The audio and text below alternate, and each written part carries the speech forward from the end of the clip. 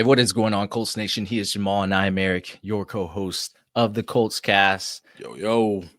Hey, the Indianapolis Colts, they fell to the Detroit Lions at home Sunday, 24-6. I ain't gonna lie. In the first quarter, I was like,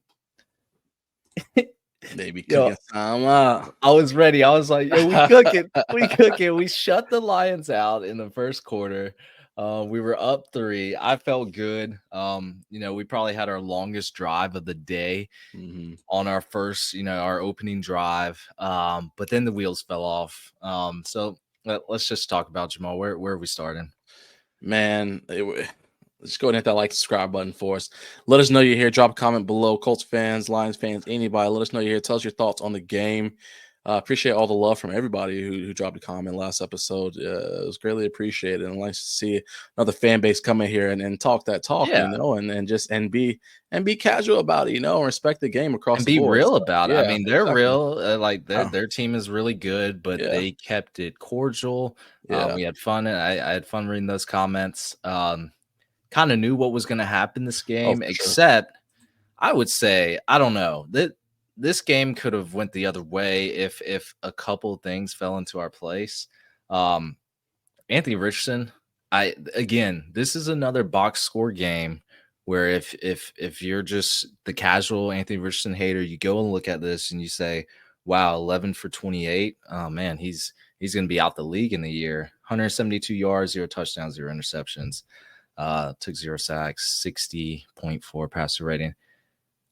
Yo, I'm gonna be brutally honest. This team failed Anthony Richardson today, including the coaching staff. I mean, I don't know. He got help from maybe 1 or 2 people on offense, Jamal. Kenny Moore was right. This team isn't trying hard enough. It looked rather undisciplined today. Even in the second half, when the wheels already fell off, like the frame fell off, it was crazy. The time of possession just wasn't in our favor. Penalties were insane throughout the game. Yeah. Double-digit penalties. Not only that, but it negated a lot of great plays. Yep. Red zone offense was horrific. Offensive line, this had to be the worst offensive line performance for the Indianapolis Colts to date. So much pressure was allowed today, and yet Anthony Richardson did not take a sack. I don't know, Jamal. You were at the game, right? You got to see this in person. We didn't score an offensive touchdown. This isn't Richardson's fault. No, it's not all Richardson's fault. And first, I want to say that I thought this was a home game for the Lions. I mean, like some of the people were in the comments saying, "Hey, from the time the punters and the long snappers walked on the field, they pulled up. It was already going crazy." Yeah, and no way. Man, I said, all right, here we go again. Here we go, Colts fans being quiet. Hi. Hey, but that's neither here nor there. But no, Lions fans, they travel well. They showed up for their team, and I respect that. But 100%, like you said, Eric, this is not all on Anthony Richardson, because there were so many times where you're watching the play develop, and I'm like, oh, he's evading pressure. He's getting the ball out. He's doing what he needs to do. And he was making even smart passes, even the passes that were overthrown intentionally, like thrown out of the end zone when they were in the red zone and things of that sort. He was trying to get the ball to harm's way. But it was those large chunk plays that you talked about earlier that we see a lot of those penalties come back on. And I just want to talk about for a second, like you mentioned, where you said Kenny Moore is probably right, where he said that, people aren't trying their hardest. Again, I cannot express this enough. It starts at the top, y'all. What? At the tippy top. What? Jahmyr, talk to him. Chris Ballard, talk to him. Jahmyr can't get it right. Ballard can't get it right. Can't expect Steichen to get it right. Can't expect the assistant coaches to get it right. Can't expect to trickle down to what we need on the field of practice. When we set the tempo in the building that is lackadaisical, that we're just there for a check, that we're there to go out there and just make it through week after week and celebrate our dubs, brush our L's under the table, then what do you expect? And I'm sure there's going to be more whispers of more stuff coming out of the locker room over the next couple of weeks as well, just because we're going to see some of these things continue to unfold like they are. But this is just one of those things where I can't blame the players for all this. I can't blame the assistant coaches for all this. I can't blame the head coach for all this. I got to start with the owner and the GM. Start at the top and work my way down. And that's what's coming. Look, I forgot to mention Anthony Richardson had 10 carries for 61 yards. Yeah. Again, I mean, he totaled well over about 230 yards of our offense. Yeah, Jamal, I mean, I agree. It does start at the top. We've always said that. No matter what happens this season, it we're still going to stand on business and stick to that. I really thought I think if we weren't as sloppy today, we really could have. I don't know, just had a pretty close game with the Lions. I would say Jonathan Taylor was shut down too. 11 carries, 35 yards. I guess the addition of Anthony Richardson being slotted back into the lineup has taken some of his carries away. Still, though, I don't know. Taylor's not being utilized hard enough. Yeah, I was gonna say I definitely don't think it's being utilized hard enough. And two, I mean, clearly the Lions' game plan that I think they had to make a business decision. They said we can either buckle down and spy Richardson the entire game and let JT do his thing, or we can lock down JT and allow Richardson to kind of get out of pocket a little bit and do what he has to do. And I think that they went on option B, and they did a phenomenal job of shutting down JT. Now, we talked about during the pregame show how well this defensive line is, even with Aiden being back there, how strong this defensive line is, how good they are. So I'm not too surprised that they were able to work up our offense line. Even though we have a great offense line, we have so many missing pieces, kind of trickled in there. I'm not too surprised they were able to, kind of work up on our offensive line the way they did. And of course, they did the smartest thing by shutting down, in my opinion, arguably our best weapon on offense, and that being JT, and said, okay, y'all can figure out what to do from here. So shout out to Richardson for being able to be smart enough and make some decisions when he needed to about how to get the ball out and lead the team in rushing. So yeah. Yeah, because Darius Smith was all over him this game. I saw DJ Reader get back there, Alan McNeil. This offensive line got worked, I will say. They lost the battle of the trenches. Again, we're starting 3 rookies. I don't expect a lot, and that's why the expectations were kind of low going into this. But man, it really sucks to see that our offensive line has kind of sort of crumbled just because of a few injuries. And we've been talking about this since the day this pod started. Like, if the Colts aren't healthy, man, everything starts to fall apart.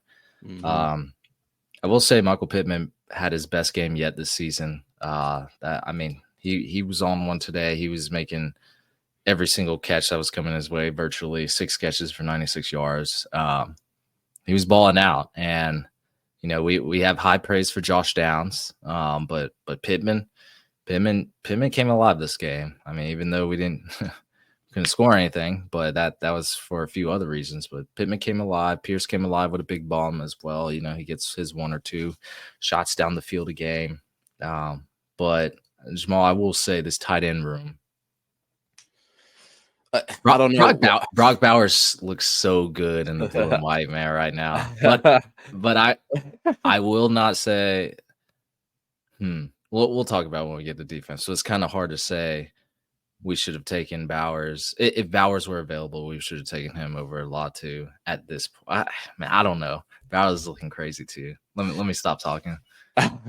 Well, I mean, our tight end room is garbage. I mean, listen, we saw Granson. I mean, and listen, Granson, I didn't get a chance. Of course, like I always mention to y'all, they do not show replays of bad plays at the on the jumbotron. Only thing I remember watching that play is I said his head is not turned around. That ball went right past him. So I wasn't sure if there was a miscommunication or what, or if it was legit. You're wide open. For it. Look for the ball. Listen, again, when they don't run replays, I can only take what my memory said. I saw right then and there. So Ogletree dropped a touchdown. Yep, I know. Right after that bomb to Alec Pierce. Yep. We got 18 tight ends for no reason. Well, we're probably about to have 2. I mean, in the offseason. I don't know. This was a bad performance by the entire tight end group. I will even say Ashton Doolin, like his stock just went down. Like, I thought this was kind of a perfect example of what makes a good receiver versus what doesn't. And like just the footwork after the catch, Dude, oh my god. You know what play I'm talking about, Jamal? Yeah, where he couldn't get his feet down. Yeah. Yeah. It's just like, to me, that's what makes a great receiver apart, that the distinction from a average receiver. And I think Doolin's in that average department. I know he could have got both feet in, bro. Well, and that's what I was gonna say. I personally don't think his stock went down. I think that he's showing us why he is not a starter. That essentially that's it. Like that's all. That's I'm seeing why he plays special teams as well as a receiver whenever he gets the opportunity to, because he's not at that level. So I won't quite go as far as saying his stock went down off a one drop pass, because I think that's where he stands naturally. Wasn't a drop pass. He caught it. Or a drop, but he wasn't able to get his foot down. He get his feet down. He just stepped out. My point is he didn't even get pushed out. He has. If he was good, he would have been starting. He's not a starter for a reason. That's what I'm getting at. Okay, fair enough. He's not a starter for a reason. Yeah, I will say that this team had. I mean, you remember that flea flaker? Yeah, I don't know what that was about. I mean, Taylor couldn't toss that thing 2 yards into his hands, and then Richardson had to fumble around with it and try to get it out. I don't know, man. It looked like they never practiced that. It looks like this team. I don't know. Like I see the criticism of Shane Steichen now. I see it now. We were talking about a Coach of the Year candidate last year. Maybe we need to pump the brakes tomorrow. I don't know. This team doesn't look right, and we've retained about 90% of the personnel. Like, this team should have taken a step up. Again, you already talked about, Jamal. It starts at the top, but it's just so weird that we're just making these mistakes day in, day out. I don't know, man. It doesn't seem like this should be happening with a team that's basically in their second, third year. We didn't add anybody. Hey, listen, I'm gonna tell you, like I always say, like, yo, they went. It's the same people that came to. All y'all go back. They didn't switch their lockers or anything. Yeah, last week, all y'all was too hype on it. I would tell y'all all the time, nothing changes.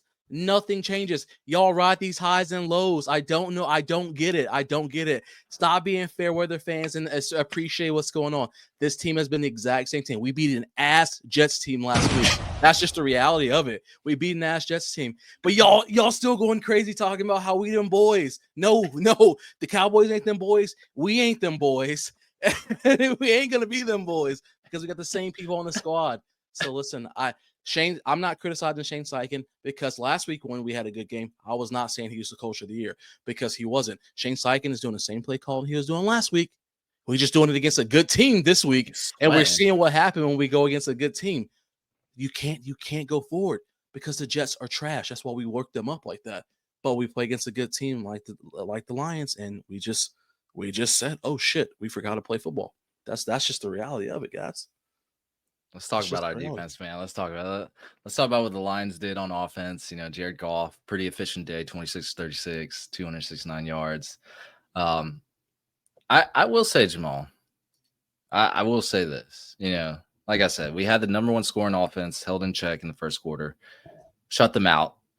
For a team that's averaged 39 points, about a game in the last 4 games, I would say we did an all right job.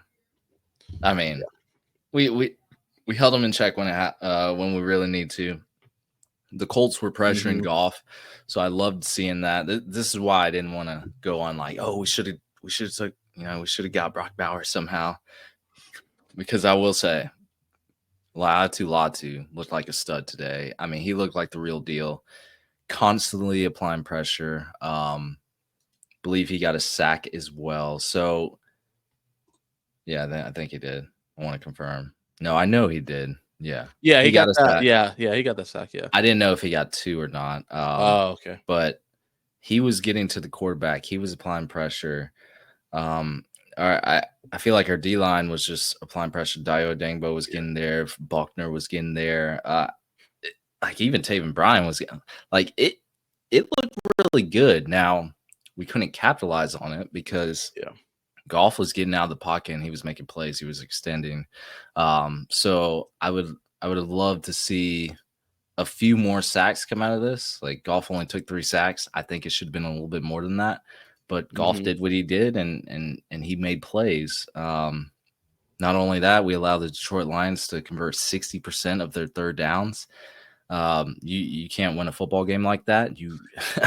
I mean, I think the average is in the 30s. So it's just, yes, this defense probably could have played better. But for what it's worth, when your offense is putting up no points, because we only had 2 Matt Gay field goals, I can't sit there and blame them, man. I mean, they had to go against Jahmyr Gibbs and David Montgomery.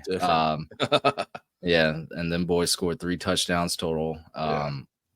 Amon-Ra St. Brown and Jameson Williams, they were getting some money too. Yeah, it was tough. But I will not say fire Gus Bradley right now. We've already made our peace with that. 6 or 7 weeks ago, we agree with you, Colts Nation. But I will say this team, this defense is not to blame today.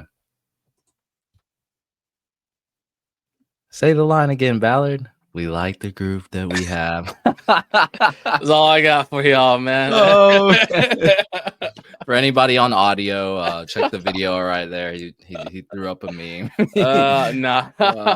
Hey, listen, I stand by everything we already know, man. Like you, and going back to the whole Brock Bowers thing. I mean, of course, I think we're gonna be able to say for the foreseeable future, hindsight's gonna be 2024, is because we didn't expect Sam Smythe to be hurt.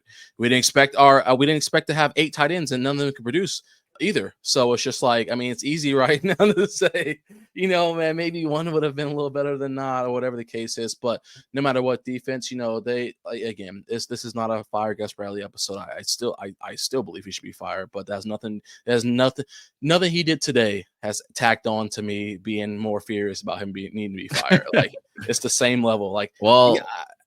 I will say, yeah, like I said, the third down, 60% third downs. You get some better tackling in there.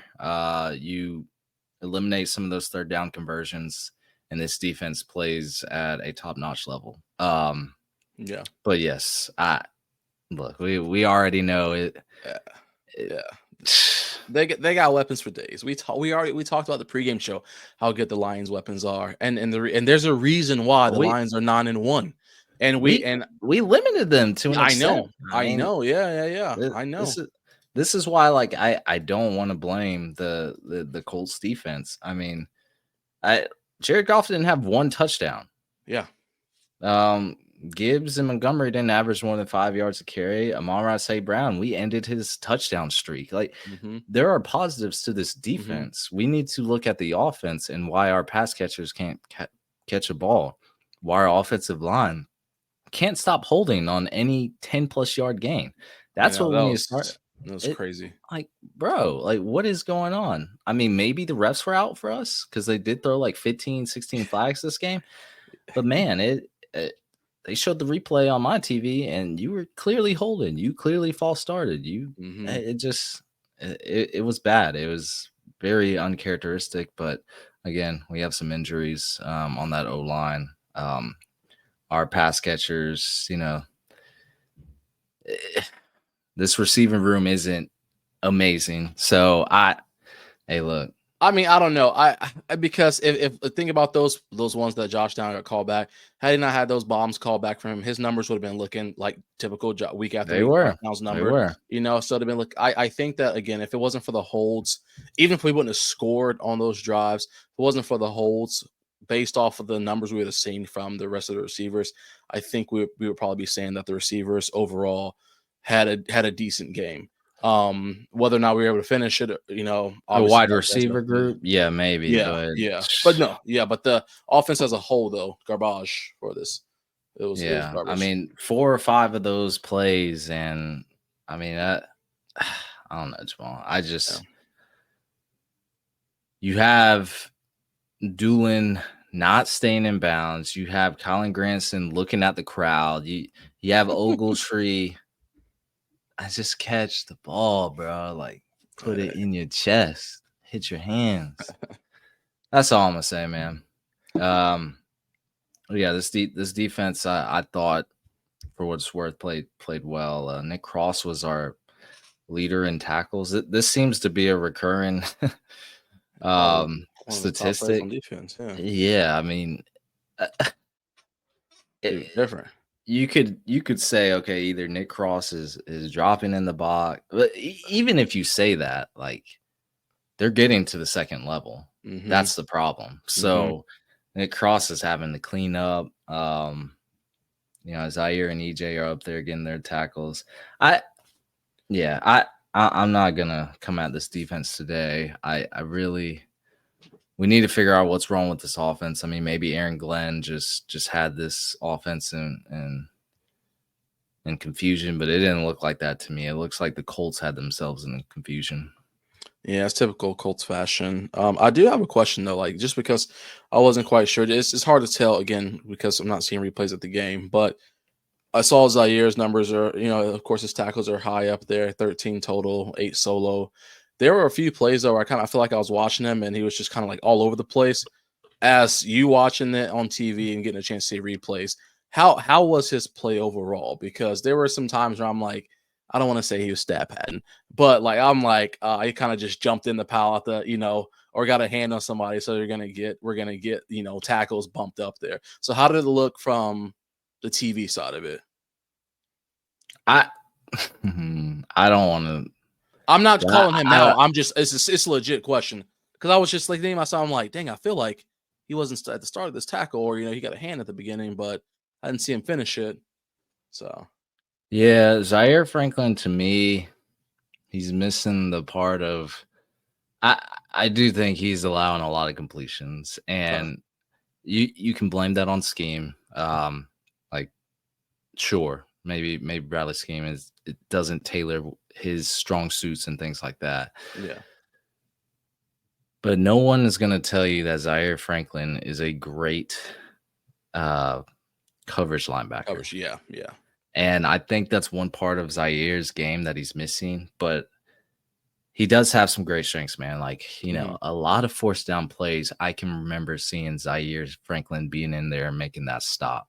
So I won't come at him like that, but I will say, he's, in my opinion, and Colts Nation, they may not agree with me, but I don't think he's that great in pass coverage. And I think we're missing what prime Shaquille Leonard brought us and Bobby Okereke brought us in that department. So, but that was back in the Matt Eberflus defense. Yeah, completely different scheme. Yeah. Yep, completely different. So, again, not coming out as the Zaire, but no, I won't say he's stat padding, but I will say he is not like a top 5 linebacker. Okay. No, and like I said, I wasn't trying to call him out. I was just noticing during the game as I'm watching. I'm like, well, dang, I kind of didn't see this. But, again, that's why I wanted to ask for somebody who had a chance to watch replays. So for y'all listening, I ain't coming at him like that, or I ain't trying to call him out. But I just had a question, got my answer. But that was the main thing, man. Like you said, I mean, this team stands where it stands. We're our own worst enemy, as we already knew from the beginning. Team's going to continue to be its own worst enemy until changes come from the top. But I'm not talking about that. Y'all asked for a Chris Ballard episode. Don't worry. We can get one here in a little bit. It'll be coming soon. Don't worry. But yeah, I will say people, they do shit on Zaire and EJ Speed because they have a podcast. So when they talk up this good talk and don't bring it to the game, people get on them. I'm not going to do that. No. I treat them just like whether they have a podcast or not. Look, I mean, if you're playing horrible, I'm gonna let you know. But it does, like, people will beg the question. They'll be like, okay, so we let Okereke walk, but Zaire's a start. So I get why people are mad, but I mean, they have a pod. Like, it's just, a lot of football players have a podcast. So you're entitled to do whatever you want in your spare time. Yeah. So. Well, more of the story is Chris Ballard. Yeah, it won't probably be this week, but it'll be soon. I tell Eric all the time. The hardest part for me, y'all, and I'll wrap it up with this last thing I'll say. Hardest part for me is is whenever I get teed up about something that Eric's telling me or Eric's talking about, and I know that like it ties back to Ballard, and that's the problem. But people are constantly blaming players or other issues within the squad. That's when I get ramped up, and that's when I can go on a rant. Sometimes it's kind of hard for me to sit here and go down because my mind will run wild for if I write out notes about how I feel about Chris Ballard. I don't think Eric will get a chance to speak for 30 minutes. So that's where it gets hard. I'll just put my microphone on mute. I don't have an issue with that. That's an easy episode for me. Yeah. I don't want to do that. I don't want to do that. So, but we're gonna have some fun here soon with it. Just because we know the season's gonna be teetering down here soon. But more importantly than that, because we know that Chris Ballard's more than likely gonna be here at the end of the season, whether we all like it or not. Colts gotta close the book on this game, watch some film, see what happened. Again, make adjustments, whether you like it or not. Be prepared for lackluster interviews coming up. Mediocrity, exactly. It will rain high in this organization. 8-9. It'll rain high. 7-10. Get that number 15 pick, Here baby. Number 15 pick. That's all that matters. Pick. Yeah, that's all that matters. We like our guys. That's what matters. I'd be okay with being mediocre this year if we took another step up next year. Kind of like how we were supposed to do last year when we went mediocre. It won't happen. So, hey, look, that's all I got, Jamal. Yeah, there's only one way, guys, and y'all know. And the way it's going right now ain't the way. Y'all want to get there. What they say, the Mandalorian, this is the way, and it starts with firing Chris Ballard. All right, y'all. Thanks for joining the Colts. There's only one direction. Yeah. And I ain't talking about Lewis Tomlin or whatever his name is from that boy band. Hey, look, that's going to be it for us, everyone. Thanks for listening to the Colts Cast. We love our own Apple Podcast, Spotify, YouTube, or any platform you listen to. And we'll be back next time to give you some more Indianapolis Colts content. Y'all take care. Take it easy.